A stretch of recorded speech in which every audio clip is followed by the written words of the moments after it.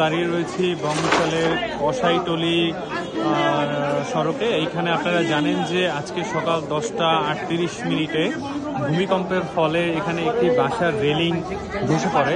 আমার সামনে যে বিল্ডিংটি দেখতে পাচ্ছেন এই বিল্ডিং এর উপরের থেকেই কিন্তু রেলিং ধসে পড়েছে। রেলিং ধসে পড়ে এখানে ঠিক 3জন মানুষের উপরে রেলিংটি ধসে পড়েছে, যার ফলে 3জন মানুষ কিন্তু জায়গাতেই মারা গিয়েছেন। আপনারা দেখতে পাচ্ছেন যে এখনো পর্যন্ত এখান থেকে মানুষ একদমই সরেনি, কিংবা বেলা বাড়ার সাথে সাথে এখনো তাদের উপস্থিতি বেশ সরব।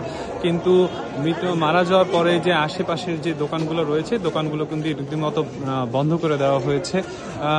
দেখতেই পাচ্ছেন যে এখানে স্বেচ্ছাসেবী যে টিম রয়েছে তারা এখানে এসে রাস্তাটি পরিষ্কার করার চেষ্টা করছেন।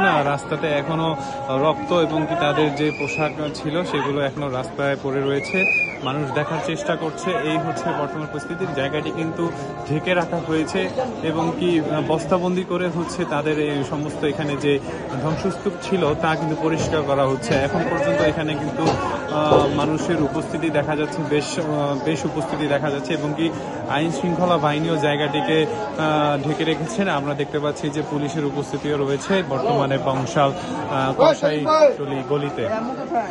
এই ছিল আমার কাছে সর্বশেষ খবর।